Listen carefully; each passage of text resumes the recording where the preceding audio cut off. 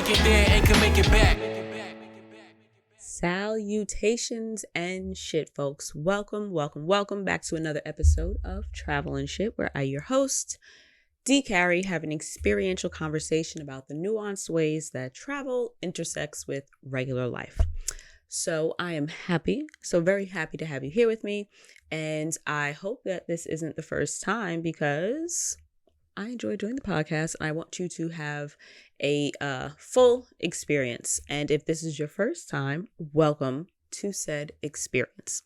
So last week, I want to say episode 162, The Little Engine That Couldn't, I talked about my recent car trouble on my last road trip. Boyfriend and I drove down to North Carolina for my college roommate's wedding. We had an incredible time. Congratulations to Mary and Justin.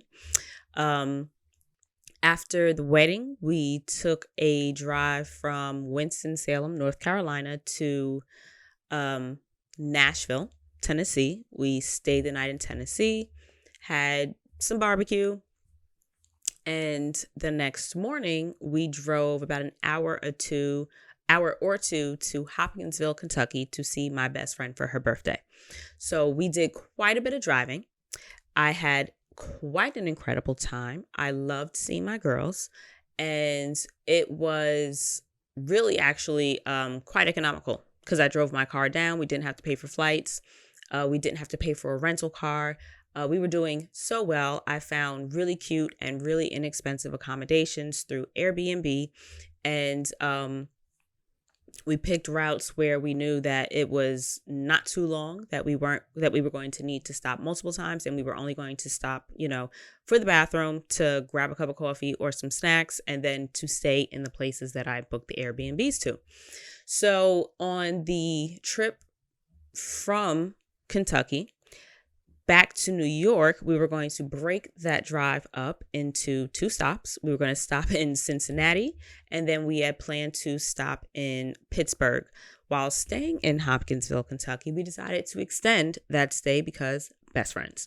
So instead of staying a night in Pittsburgh, I decided to book for an extra night in Cincinnati. And in hindsight, I'm so very glad I did, because Cincinnati, one, was the least expensive, other than free, staying at my best friend's house. It was the least expensive spot along the trip, where I was able to get the flyest accommodations for the least amount of money. So we drove to Cincinnati from Hopkinsville, and ended up, the car started making a lot of noise. Turns out, truncated version, engine is dead. So that's where I left you last week. The update is I got a ton of shit in the car. I got to get my plates back. Need my Easy Pass. I have clothes. I have a blanket that I really like in there. I've got coats, shoes, the whole shebang. So we're transporting the car to New York. So I'm spending $650 to get a car that I will not be able to drive back to New York, just so that I can salvage it. So it'll kind of wash out. I'll probably be able to salvage the car for about what I spent to get it up to New York. But at least this way I can get all my shit to New York. I don't have to have my friend drive to, because she was more than willing to, God bless her, was graciously willing to drive from Hopkinsville. It's about 4 hours from Hopkinsville to Cincinnati. She was going to drive up, clean out the car for me, and hold on to it till I got down there, or till she came back to New York, whatever. We were going to figure it out after that. But then I'd still have the car and the plates and all of that out there, and a host of other headaches. So it's been quite the week of trying to choose vendors and think of the best way to go forward, especially knowing that after all of this, I still have to buy a new car. So one of the things that came to mind during this entire ordeal was, quiet as it's kept, I'm kind of glad that I had AAA. So I subscribed to AAA before our road trip, because I figured, what's the worst that can happen? I guess I jinxed myself. But it doesn't hurt to be prepared. just in case something does happen, I want to be covered with like roadside assistance for, it's higher. Like my dad's not driving to Virginia to change a tire, or my dad's not driving to North Carolina to change a tire, right? Either we change it ourselves or I figure out how to get roadside assistance to the car to do it for us. So I got AAA. And when I was making calls while we were in Cincinnati to find a place, a mechanic shop to bring the car to so they could diagnose what the sound we were hearing was before we, made our way back to New York, turns out the place we ended up was a AAA station. I didn't even know that AAA had like brick and mortar mechanic shops out and about. I thought that AAA was just like an insurance company, or like what can you say? Like they were just like an entity that sent out or dispatched different aid providing services, whether it be a tow, whether it be getting your keys that are locked in your car out, whether it'll be like lost key and they come, pop the lock on your car. That's what I thought AAA was. Like I didn't necessarily think that they had mechanic shops, but it turns out they did. And that's where we ended up bringing the car to, have it looked at to see if we would be able to drive it back home. And knowing that it was a AAA service center made me feel a little bit safer. It made me feel as if like, oh, okay, there's a level of accountability. There's a brand, a national brand that stands behind the service that is being provided at this location. So it made me feel like I would be less likely to get got as opposed to if I'd gone to, say, a privately owned mechanic shop where someone would be more inclined to charge what they wanted to charge versus what was assumed or estimated to be a fair market price, So having that service provided by a name that I recognized made me feel better. And reflecting back on that point in the experience of the last week or so that I've gone through, made me think of other measures and other points of preventative measures that I've put in place just in case that actually ended up paying off. And it turns out that there were quite a few. So this episode, I just want to go over some of the things that I did in advance that I, in hindsight, was ridiculously happy that I did. So here are some little hacks or tricks or suggestions, if you will, that I would give you guys to kind of establish beforehand so that if for some reason you need it, it is easily accessible and at your disposal. And this is from personal experience, except for one of it. I guess I'll start with that one. The one that thankfully I haven't necessarily had to use. Well, actually, I have used it just in terms of being lazy. I remember one time I was on the phone. I was on speakerphone making accommodations for one of my trips. I think I was paying for an excursion or Airbnb. I don't freaking know. But I was paying for something and I needed my card number. And I did not feel like getting up and going to my purse all the way in the living room. So I went through a file that I have saved and password protected on my phone that has or is it in my emails? It was either in my emails or it's in like a password protected file on the phone. Because you know how you have like those apps where you can like lock information and you can like secretly hide stuff. It's either in one of those, I have it password protected in my notes, or it's in an email that I have saved. Because again, choose whichever one of those methods you want to save it as so that it's accessible to you. But the point is, I have pictures of all of my cards, whether they be insurance cards, whether they be credit cards or ID cards. This way, God forbid, I lose them or they get stolen, I can actually contact all of the accounts that I need to and all the accounts that I have on hand so that I can let them know that my card has been lost or stolen and that I need a new card to be sent to me. And a lot of the companies will have the number that you can call domestically or internationally on the back of the card. So I've always found that that is like useful, but then unuseful if you don't have the fucking card, right? So it's only useful to you if you have the piece of information.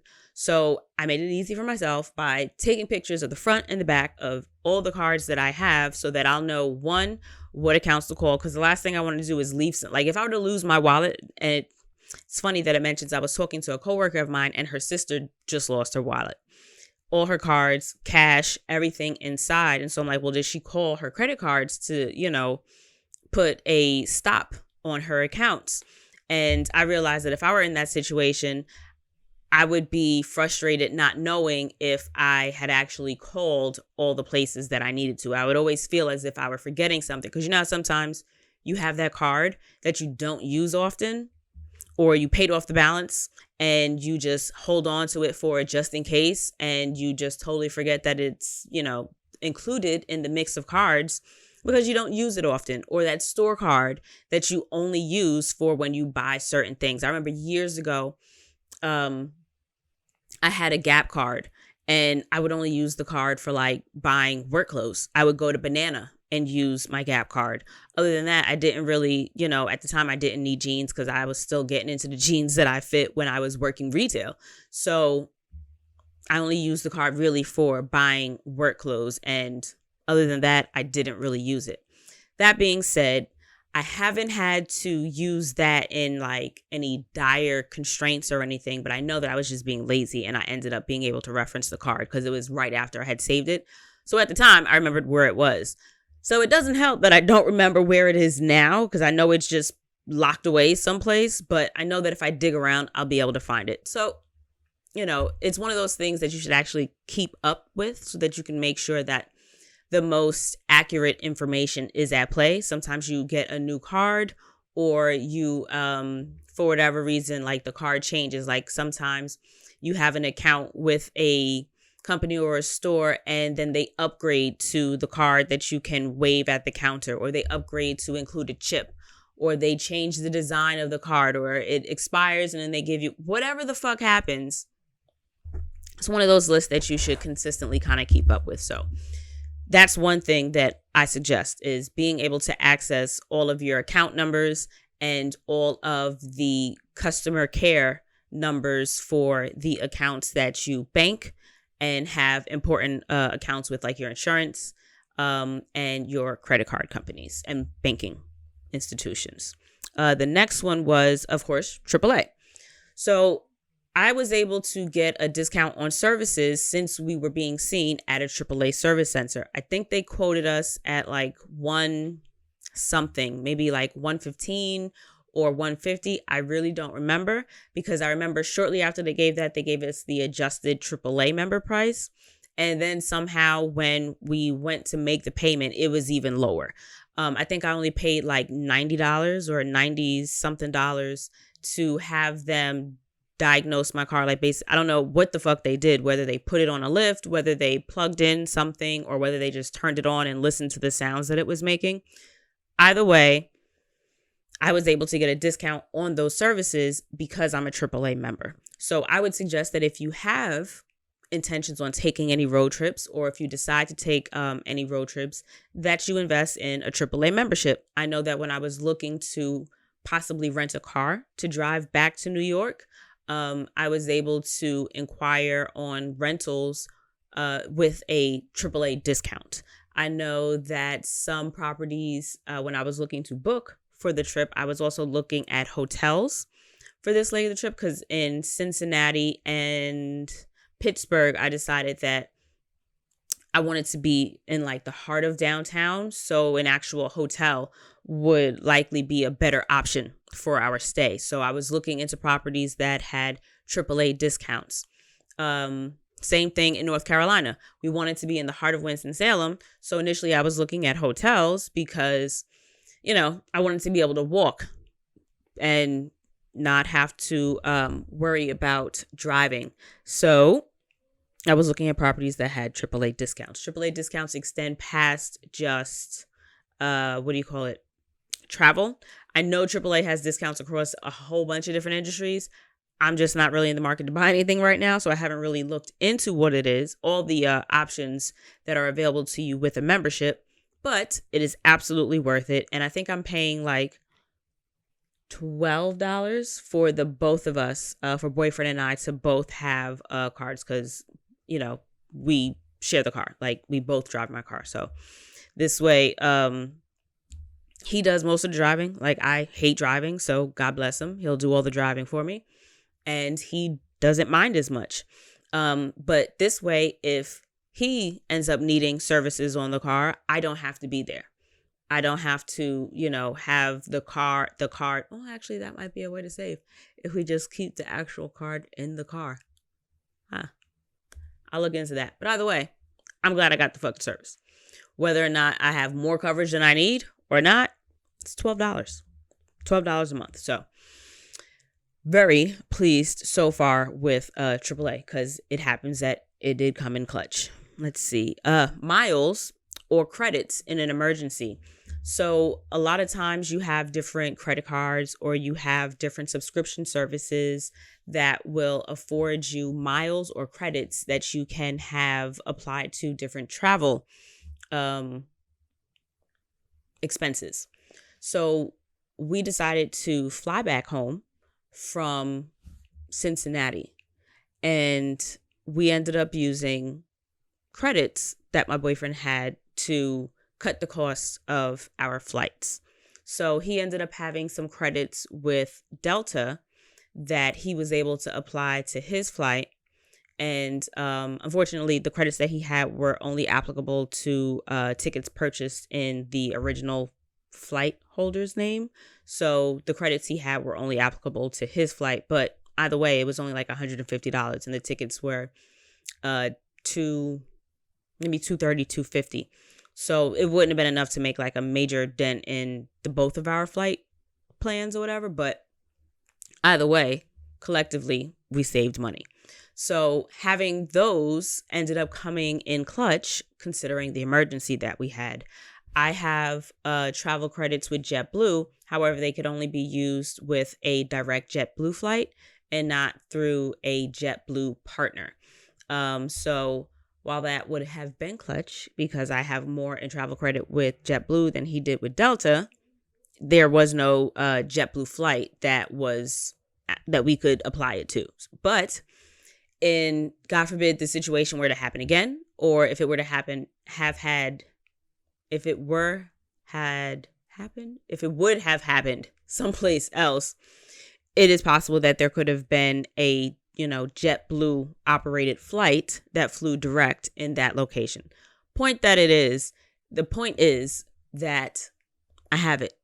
I enjoy that if something happens and I need to get to a friend or I need to get to a family member, while I may not necessarily be able to get there directly, I'm in New York. So if I need to get anywhere else, I could at least get close, I would hope, with the credits that I have. But either way, I have the credits and we were able to use some credits. So if you find that you have the opportunity to fly, and then also when we flew this last flight, I made sure to attach these miles although they weren't purchased on, I know I wish I had put it on my Amex card, because I think when I buy Delta flights with Amex, it's like 5 times points or something. But anyway, I made sure to attach my Delta known traveler number with the most recent flight. Like, I went to the counter and had the gentleman do it for me. I pulled up an email that had that account number, and I had him attach it to the ticket that I had in hand for him to, connect the miles that I was going to be flying to my, account. So I make sure to input that number with all the different flights that I have across whatever network or whatever airline that it is, so that I get those credits. And I make sure to, I wouldn't say include, but I do my best to make sure that they're updated, and that I, also have another note where I have like the known traveler numbers, and I have my frequent flyer numbers for the different airlines in a note so that if I'm booking a flight, I can attach that number and be able to have access to those flights going further. Because while they may not always be able to pay for or cover your complete trip or your total trip, you're very much able to book one-way flights. I know that's how I got to Seattle a couple of years back.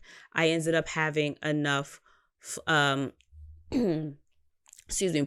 to fly one way from JFK to Seattle.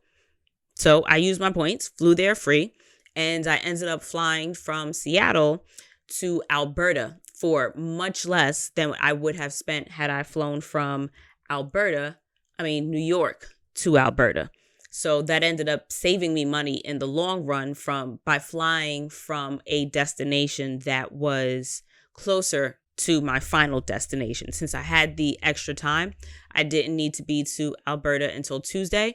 So I ended up getting a long weekend out of it. It worked out perfectly. And that's because I held on to the numbers and the account numbers for the different credits and points and miles and, all of those industry loyalty programs that the different airlines offer.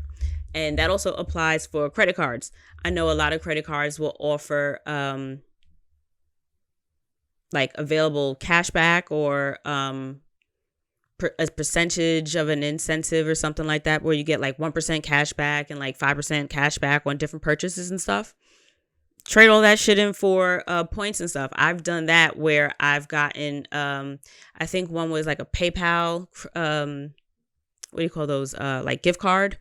I think I've done it so that they send the balance. I think I have one with my PayPal card where they send the balance to my PayPal card and it gets added to a statement or it comes back as cash. I don't know, but I remember I put part of that towards accommodations that we had, I want to say, from the Philly trip. So there are a lot of different ways that if you pay attention to the different perks and the points and the dollars and cashbacks from different cards, that they end up paying off. And I know that I've used them for past trips that I've taken. Unfortunately, I don't keep the best records of those kinds of things. And that's one of those things that I would like to improve on. But I do know that they have come in clutch and saved me money. Also, I enjoy Expedia. I generally have a couple of dollars here and there to apply to new accommodations because of past accommodations or because of past excursions. So a certain dollar amount gets you points or whatever towards cash value. And so I think at this point, I have $8 or something to be applied, but I've had upwards of $24 at one time.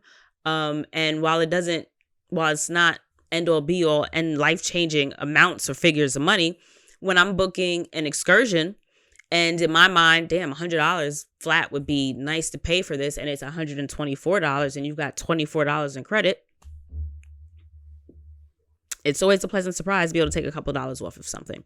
So even if it may not get you something for free, any couple of dollars off is worth it. So hold on to those loyalty numbers and those flight loyalty programs and keep them in a list, either on notes or in a notebook or something. Feel free to purchase yourself a travel and shit travel journal, and you can jot that down in there if you want someplace handy to hold on to all that information. You can go to travelandshitpodcast.com and click on the shop tab and get a journal there. But so let's see, miles and credits in an emergency. Also, things written down on just pen and paper, traveling with pen and paper. So I've told this story before. Barcelona. My phone was on its last leg. Not because I didn't have a portable charger, but because I had ran the battery on the portable charger out during the day also. So I have an iPhone. Notoriously, they can be terrible on the fucking battery. This was years ago, and I think I was on my iPhone maybe 10 or 11. And the battery was, or actually this might have been the 6. I don't know if I had a 6 or an 8. I don't remember, y'all, but it was an old ass iPhone and the battery was trash. Either way, I'd already ran out and depleted the battery on my portable charger. So at this point, when my battery died, that was it until I got back to my Airbnb and was able to plug it into a fucking wall, unless I found a wall and an outlet beforehand. I was at a fair, a street fair, so there were no walls to plug my shit into. So I was looking for a pen and paper. Mind you, I always have a pen, but this time I'd forgotten my pen in my backpack, and my backpack was in the hotel. So I'm looking and looking and looking for a pen because I have the address of where I'm staying, but it's on my phone. And I know my phone battery is going to die, so I wanted to write down the address so that when I got into a taxi to have him take me back, I'd be able to look at the paper and give him the address, or just hand him the address so that he'd know where to take me. So I always suggest carrying a pen and paper so that if, God forbid, you get to the point where you do not think you'll be able to juice up your phone again, like if you're hiking or if you're outside or if you're at a park, whatever, at the beach, if you're someplace where you don't think you may be able to get to it, just always have pen and paper on hand so that even if you need to write something down in terms of anything that could possibly be of importance to you, you'd like to have the option to be able to write that information down, whether it be someone's name and number, whether it be directions, whether it be a description of something, or whether it be information like the address and the phone number of, say, your host or a taxi that you know speaks English or the language that you are comfortable speaking, so that you can get in contact with that one person that'll be able to translate for you if you need, or be able to get on the line and explain what it is that you need to someone that doesn't necessarily speak the same language you do. So, highly suggest having a pen and paper with you when you travel, while you're out and about, so that you can always write something down in the rare chance that you are not able to charge your phone while it's on its last leg. That being said, Google Translate. Google Translate has come in so clutch in just about every other country that I've been in. I remember in Cuba, I got so fucking lost, and I was trying to use Google Translate to ask these ladies to help me get back to where I was going. Unfortunately, they were not really, I don't know if they knew what I was trying to do or if they were just hesitant to talk into the phone or to text or whatever. I don't know, but they weren't really trying to do the Google Translate thing. But in different areas of, was it in Cuba? No, I think it was in Colombia that I used it more frequently. I know I used it in China. I got off the airport, I got off the plane and walked out of the airport in China and tried to use, now granted, I don't know what dialect of Chinese that it was translating. I don't know what dialect the gentleman I was, the guard or the soldier that I was asking for directions or for help with. I don't know if it was the right dialect, but I was hoping that we were going to get close. But I was using Google Translate to ask him where I could find a taxi to get to where I was, where the taxi to get to where I wanted to go would be. That being said, I've absolutely used Google Translate in many different countries in terms of just navigating menus, trying to find out what the fuck it is I'm trying to order. In terms of going to a grocery store or a store and trying to interpret what the materials on something are, or what, the sale, like, is this on sale or is it saying that I have to buy something else to get this? Like, what is the advertisement saying? You know what I mean? So I've also used Google Translate to navigate around.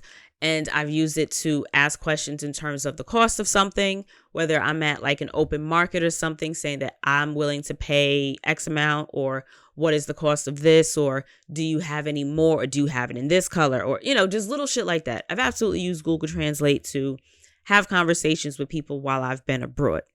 What I've also used is very helpful in terms of me getting lost, because I'm always lost, is Maps. Google Maps has quite a few really interesting features if you really uncover them. You're probably better suited going onto like YouTube and catching like a YouTube video that maybe strips away different layers of Google Maps and Google search and stuff. But I know one of the things that I've used is recent history.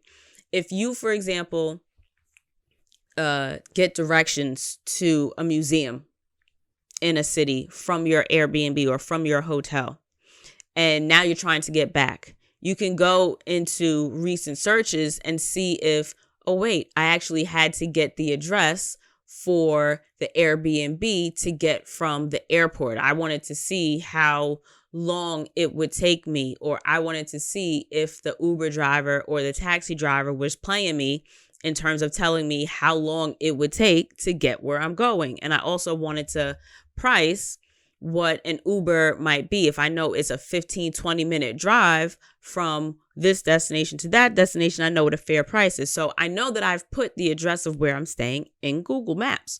So I can go through recent searches in Google Maps and pull up the address of where I'm staying. Or if I want to remember, damn, what was that place we ate? The burgers from there were really good. Let's go back. I can go back into Google searches and, scroll through and get that address. So I do like using Google Maps for that in terms of recent history, searching through the history that I've done. I also like downloading a map for offline use.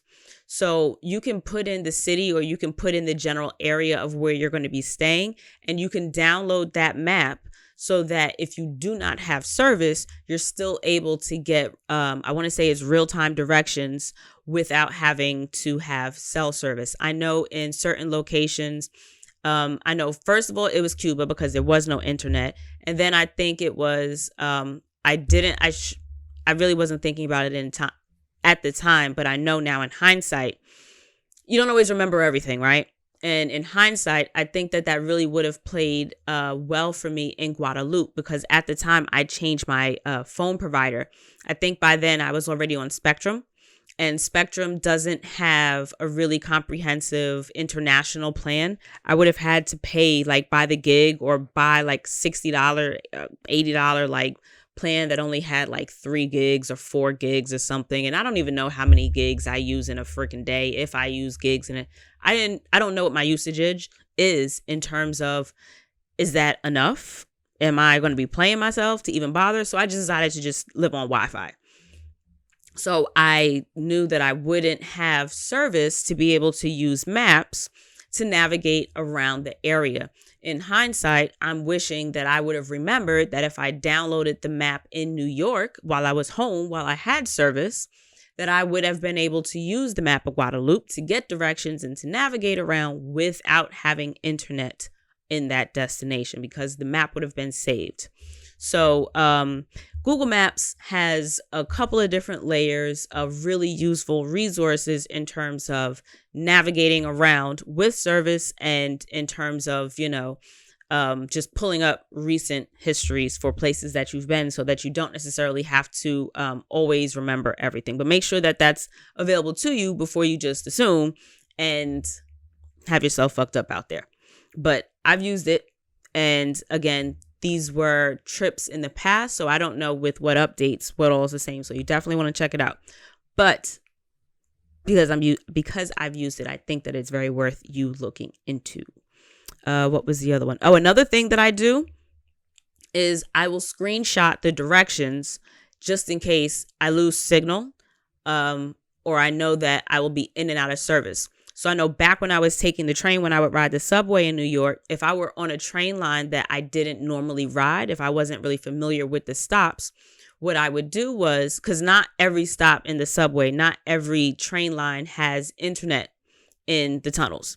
So what I would do was pull up the instructions or the directions for where it is I was trying to go, and I would screenshot it so that while I'm on the train, I don't have a good memory. Like, I always just forget shit. So I write everything down, or I screenshot things.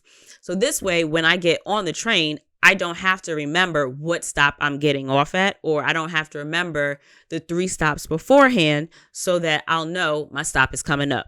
So I would screenshot it. And then I would also pull up so that it dropped out the subway map, so that it would list all the stops in order as to where I would be getting off. And then I would know, all right, so I'm getting off 2 stops after West 4th. So I know when I get to West 4th, I've got 2 more, and then boom, it's going to be Canal, or it'll be Chambers, or wherever it is I'm, trying to go, or whatever. So I will screenshot directions for if I go offline or if I know I won't have service and I'll need to know a piece of information when I get there. This way it'll also let me know, like if I'm in a subway line, all right, get off at X stop and transfer to this train, or, walk to the northeast exit and go, west, or make a left when you get to Chambers, whatever. What's the other thing? What was the other one? Also, when I'm doing driving directions, if I see that my service is looking a little janky, or if I see that, my signal is going in and out, if I'm driving, sometimes what I'll do, or if I'm seeing that it's re-navigating or if it's recalculating a little bit more than I'm comfortable with, what I'll do is take a screenshot of a very simple layout of what the directions are, so that if God forbid it just stops giving me directions, or it just stops making sense at some point along the way, at least I have some variation of a route to take, so that I can at least get closer to where it is I need to go. And then I could, work out whether or not the directions get back on track, or navigate, or recalculate and clean itself up to get me at my, to my final destination. But at least I'm not aimlessly driving and not knowing if I'm going in the right direction. So I'll also, take a screenshot of what the written directions or the listed directions are, as opposed to just following the blue route that it gives you on the map. So that's something that I like to do, so that if my service gets lost, or if I'm at a network or anything happens, I know that I can just go to my photo gallery and find the directions, at least for as much of the directions that'll fit on that one screen. If you need more than one picture, if you got to scroll through and get multiple screenshots, that's always a fucking option to you as well. Or you can just kind of pick up from where it makes sense. Like if you know how to get halfway, like I know when I get to Farmers, that's where I get lost. I know how to get myself to Farmers, or I know how to get myself to, Atlantic and Brooklyn. But once I get off Atlantic, what are the blocks that I'm going down to get to your apartment, or, to the venue that we're having the event, stuff like that. What was the next thing that I have? Oh, also, I like having screenshots of my itineraries and addresses and addresses of places that I'm staying. When I'm filling out a customs form on the plane, many of them will ask you, where the fuck are you staying when you get here? So I don't have service on the plane. I can't log into sometimes Expedia. For the most part, I think if you go into Airbnb, you don't necessarily have to have service to get into what you already have booked. But I like to take screenshots of what that address is. This way, I can easily write that down. I don't have to wait for it to populate. I don't have to wait for it to, open up. It's a picture. It's right there. It's on the screen. I can save it to a new folder of, whether it be, you create a folder for that trip in general, so that at the end of every night, you can also just select all the pictures and add it to that folder, so that now, if you're going on a road trip that includes 5 states, you can break your road trip into the 5 different states if you want to.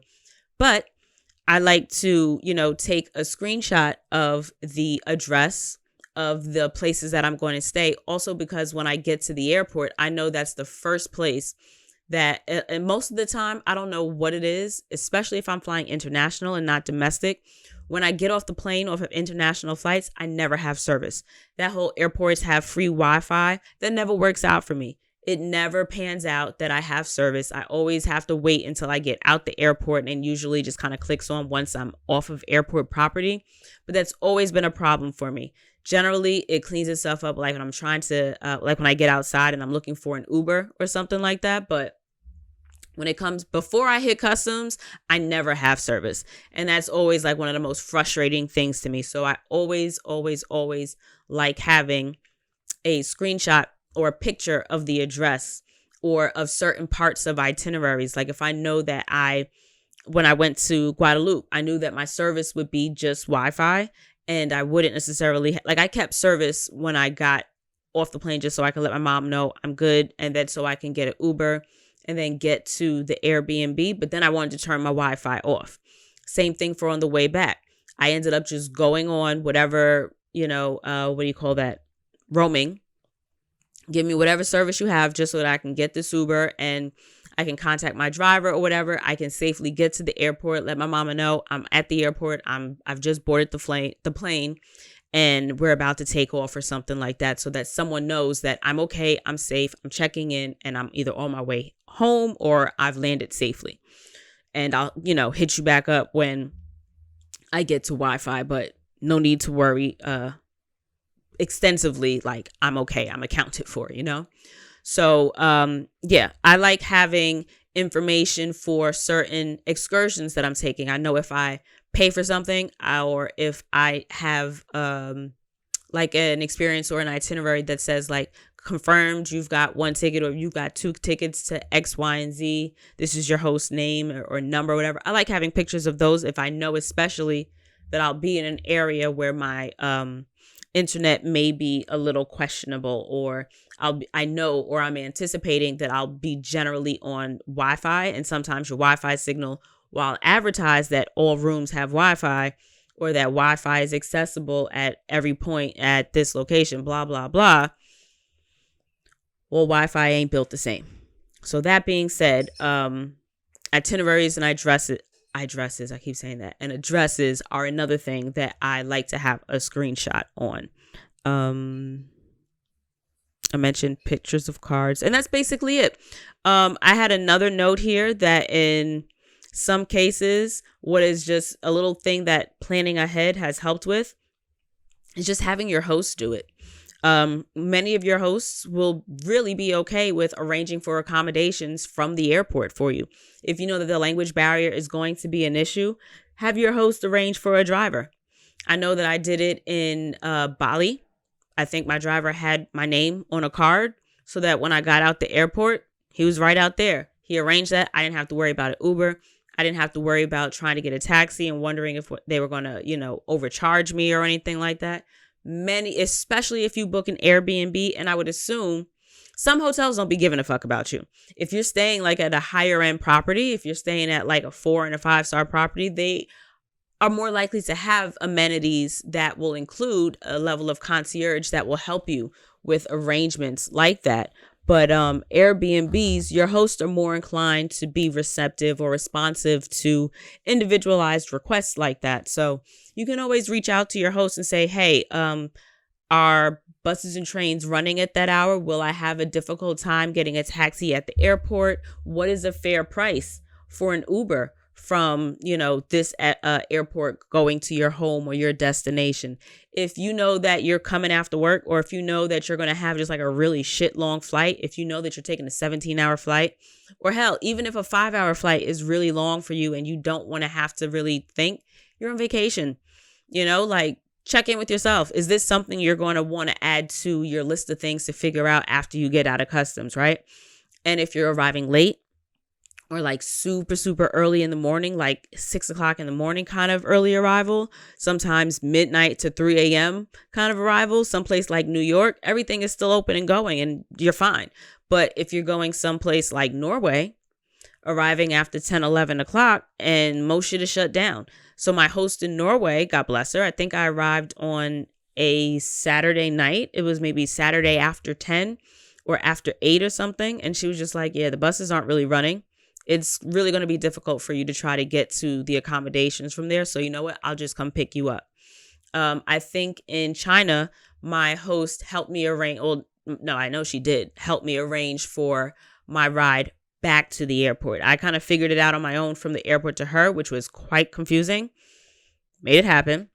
But she was able to help me arrange for the driver to pick me up from, like, my host helped me get a taxi from the city where we were doing the tour. We did a tour of Old City, but I somehow arranged with my host through Google Translate, because all we could do was talk through Google Translate because she didn't speak English and I didn't speak whatever dialect of Chinese she spoke.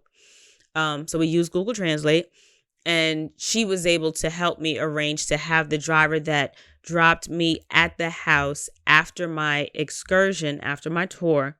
She arranged for him to wait for me so that I could just run back inside, get my suitcase and then come back and be taken to the airport. So when you know that there are little, hiccups or little additional pieces or workarounds and parts of navigation that you might want a little help with or maybe a little confusing, ask your fucking host. In hindsight, save yourself the trouble. You don't want to make a situation more difficult than it needs to be. So, ask the question.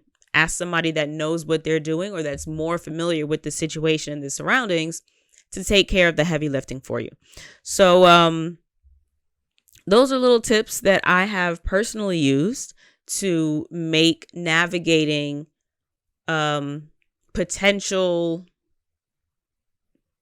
hiccups in my travels and setbacks. They were really helpful networks and what was the word I just had? Hacks. Is that what I said? Fuck. You get what I'm saying? Like, they're really useful shit to know and to have in place so that a little bit of ounce of prevention is worth a pound of cure. Is that what it is? Little ways to plan ahead that pay off big when you need them.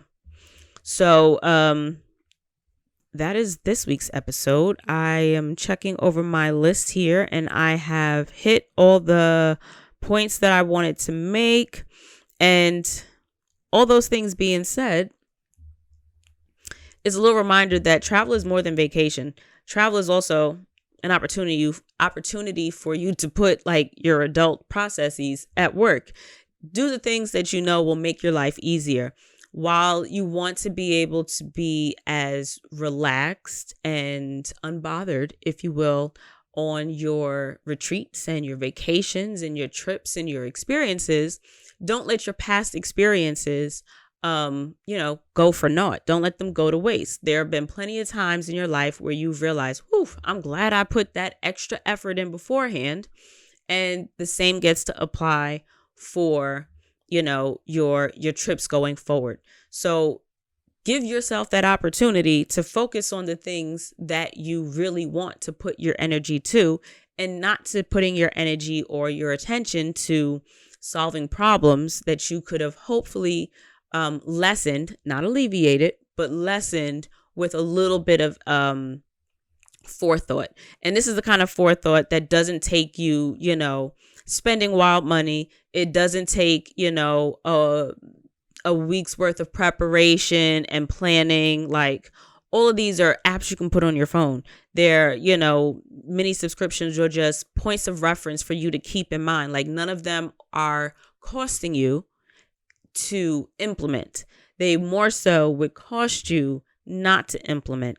So remember that in order to get the best of your travels and to be able to tap into the vacation aspect of travel and to really relax, enjoy, and let go, it pays to be able to have a little bit of buffer, a little bit of security in place to keep your mind at ease and to also help you navigate more confusing or a little bit more difficult of a situation, so that you can get out of it quickly and get out of it at the least amount of financial cost and emotional and mental cost of strain and confusion that you can, folks. So I hope you enjoyed this episode. I am really hoping to, I'm really looking forward also to just telling you I got a new car and I'm good. And I've got that little bit of stress off my mind. And I'm just going forward with planning, more road trips. But this was definitely an expense that I was not looking forward to. It is definitely a stress. Like, buying a new car is not fun when you're on a budget. Like, I can't afford to just drop money on just anything like Benz. I have to make fiscally sound and responsible decisions. So this whole shopping for a car, choosing one over another, like the cost of this option versus this, and how much is this actually going to cost me? And then what's going to happen 2 years from now? What about this decision? Or am I able to do this now? Can I really afford this? Well, what about y'all? A bitch is stressed. I am quite stressed. So send me some words of encouragement if you got them. send me a virtual pat on the back and remind me that I'm a badass bitch and I can do this. Because I'm getting to that feel where it's just like, I ain't about to say I'm getting on the bus. That ain't gonna happen. And I'm also not trying to be on the train. So I'm gonna make it work. I'm gonna figure this shit out. But y'all, I am tapped. And it's a little bit daunting to think of all the things that now I won't be able to do because car note. So that's me pouring a little bit of the heart and a little bit of the stress that is on my plate right now. But I'm glad. I don't know if I mentioned it last week, but I'm really glad that it wasn't a worst case scenario. The car could have died to a really bad accident. The engine could have completely shut down on me in a 6-lane highway at 10 o'clock at night. You know, it could have been so much worse. So although I was not prepared to have to spend all this money, although I was not prepared to have to take on an additional monthly expense, you know, I've got to say that a positive mindset has helped me get through this without pulling out the little bit of hair that I do have left. And, you know, it's given me a little bit of, it's not the worst that it could have been, you know? So I'll leave you guys with that note that it could always be worse, I guess, right? And sometimes having a little bit of forethought, like a AAA membership, can just be the little pebble that you take off the load, because sometimes all it takes is that one pebble to set you off. So I'm really glad that I've had some of this little moment to reflect on the different ways and the different things that have really saved me a bigger catastrophe in the past to kind of help me put this last experience in an even more succinct grasp of perspective. All right, y'all. That'll be it for me this week. I appreciate y'all for fucking with me, and I will see you all next week. Bye, guys.